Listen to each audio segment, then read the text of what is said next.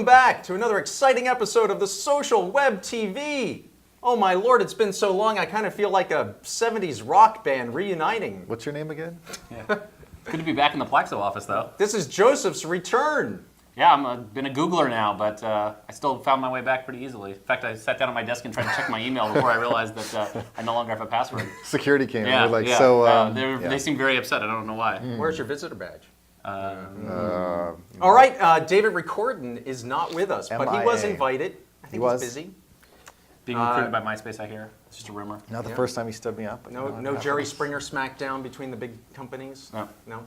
All right, well, first I think I should start with a letter from one of our loyal viewers. It is nice that our viewers write in, isn't it? Yes, nice, in fact, I'd encourage you all to interact with us. We'll have the postal address at the end. P.O. Box. You can send $5 for a transcript. This person from Cleveland, Ohio. Did you know we had viewers? It's at a hub of the technology industry down there. Writes on the topic of XAuth and OAuth. Writes, thank you, Chris, for your simple explanation. And I would like to suggest that on your show tomorrow, Me, specifically. and Recordon, unfortunately not here, after duking it out over privacy, Zuck's ambition level, and the obsolescence of Flash, please explain to us peons why these two terms are being bantered about like we're supposed to know what the fuck they mean. Oh, did I? Well, that's what the sensors are for. All right. We have passionate viewers. Yes, indeed. Well, I think that was actually from Mark Cantor, who's in fact been a guest That's right. on this show a couple of times. And I think Mark really summed up the key issue here. Not specifically XAuth or OAuth, but man, there's a lot of stuff that's been going on since our last episode. And that's the point of this show, after all, Yeah. is to help you kind of understand it, break it down, get familiar. So I felt like it was time for us to jump back in and do some more of that.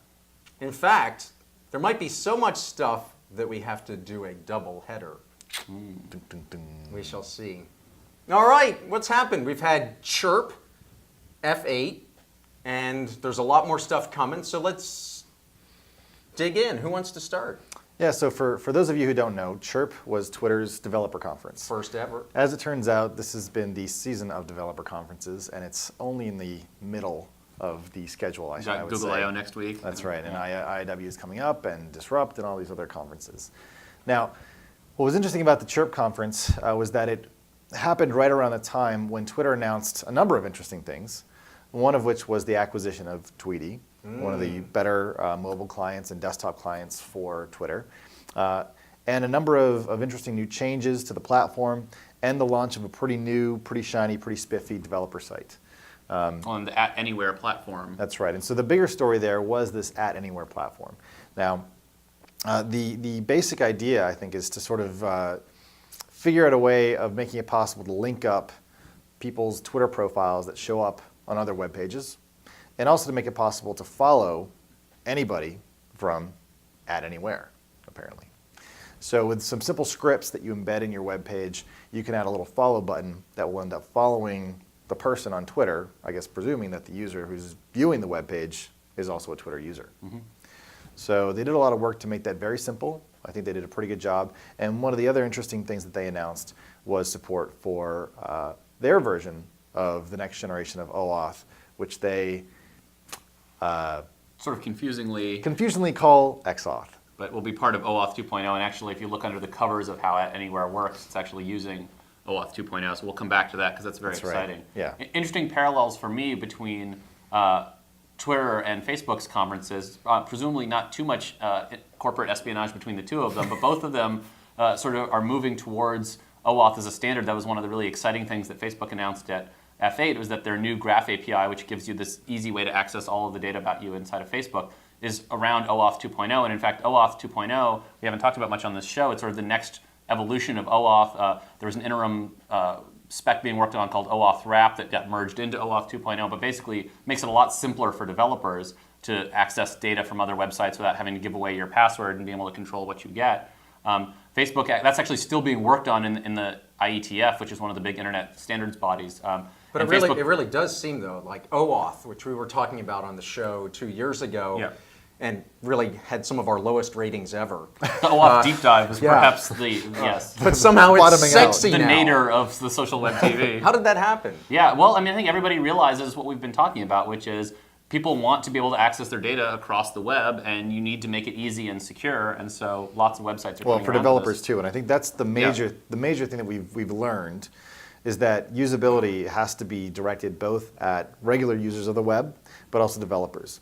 So if there was anything that really came out starkly clear to me out of the Facebook F8 conference and the Twitter Chirp conference, is that many of the open social web technologies that we've talked about for so long need to be greatly simplified in order to see the widespread adoption that we need to actually bring about the rise of a more distributed social web. And I think maybe it should have been a clearer warning sign back when Joseph was implementing OAuth for Plaxo.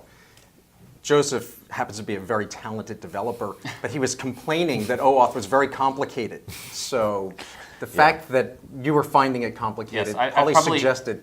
I probably helped more different companies and developers debug their OAuth problems than almost anyone on the planet, which is a dubious honor to say the least. But back to what we were talking about, I think to your point about simplicity, we've talked about on this show for a long time how you want to be able to go around the web and still communicate and interact with the sites you use. Interesting that both Twitter and Facebook took this approach of embedding these little lightweight widgets. For Twitter, it's at anywhere. For Facebook, it's social plugins, where rather than sort of tackling the hard, meaty challenge of actually linking identities across sites in a deep way like OpenID and others have tried to do, they've instead gone for a lighter weight model of essentially dropping in a little iframe that lives on Facebook or Twitter and knows if you're logged in and can therefore talk back to the site without actually having to do any sort of fundamental linking between pages. Now, this obviously has pluses and minuses because you're still going to have separate accounts and passwords and so forth across all these different websites, and they won't all necessarily know who you are and what other tools you use. But you certainly can't argue with the fact that by dropping one line of HTML or JavaScript on your page and getting a like button or getting a follow button, that's pretty compelling to both users and developers. So it's sort of an interesting twist in the plot of how do we get to a ubiquitous social web. I think one of the other big changes that we saw that came out of the Facebook conference, well, there were several things. One of them was the removal of the 24-hour caching policy, Yes. which I think is Big very deal. big, very Yeah. significant. And I think that came from the realization that enforcing it and making that promise was actually very hard to do when it comes to the number of websites that are now interacting and interoperating with the Facebook APIs. Well, and also I think to Facebook's credit, they realized that the motivation behind that was primarily you want to have a fresh copy of your data all around the web, right? You want to persist this myth that I just have one profile that follows me around, when in fact, of course, they're all running different sets of computers that all have different sets of data. And one of the ways they were able to improve that was to actually do a real-time push using Right, webhooks, that's right. so that you could actually say, hey, if this information changes, let me know. And we've certainly seen that happening. Twitter's got their streaming API. PubSub Hubbub has become a standard approach that a lot of sites have used. And it's very exciting that sort of as the technology matures, some of these business restrictions that really hurt developers and users, we're able to actually sort of get rid of them. And to the company's credits, they've been sort of willing to restrict those. You also see Twitter, raising how often you can hit their API. They have these very restrictive rate limits that hurt a lot of people. And in both cases, you're seeing a lot of maturation of those platforms as more and more people are using them, and the technology is getting better and better. So that's certainly exciting. So to dive down a little bit, deeper into why the Facebook caching policy did exist in the first place, which MySpace also had, so Yep. it wasn't Yeah. like they were alone. Remember, actually, the original MySpace version was you couldn't cache it for 0 seconds, right. right? It was like literally hit us every time, and it didn't take long to realize that was technically infeasible. But so I think there are two pieces of this. On the one hand, you're absolutely right that there's business considerations to make when it comes to the access of this data and how long people can store it and perhaps leverage it, mine it, and so on.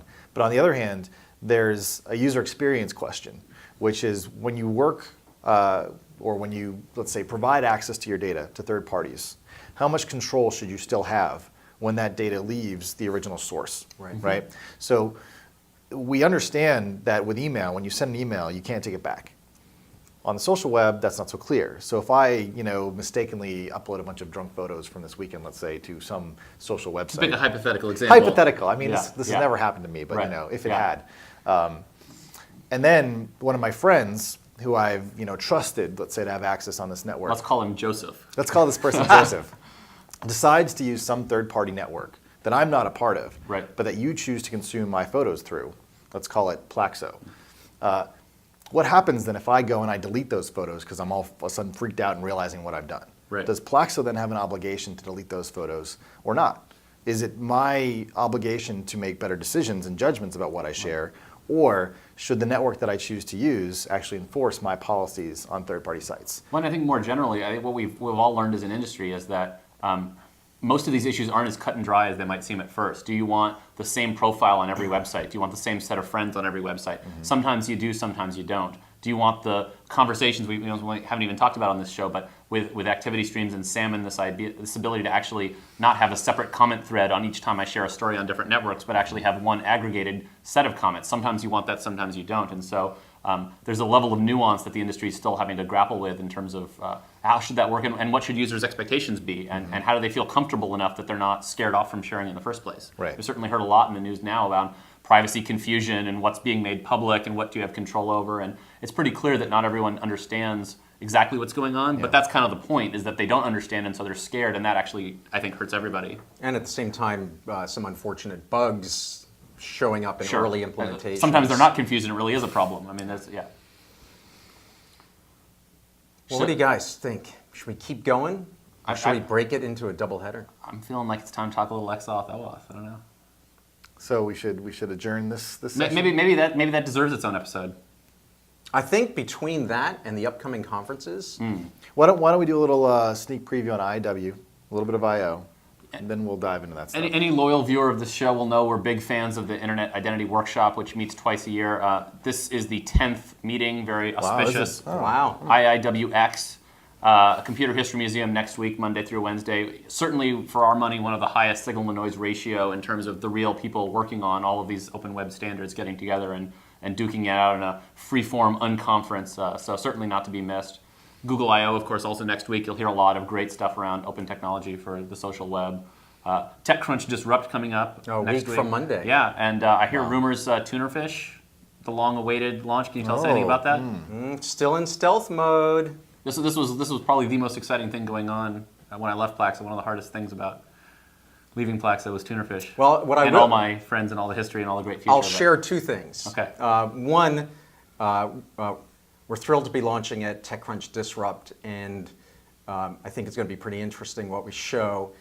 Tunerfish is what we've talked about a lot on this show, which is a social web native. So we're doing away with a lot of that friction of setting up the account, putting an end to refriend madness, and doing some really interesting things. The other thing I'd share is that the name actually Joseph gets credit for. Really? It was topsy-turvy. John came up with the technology and I came up with the branding. I don't know. What's up with We've that? been spending too much time with each Yeah. other, I guess. Or not enough. I don't know.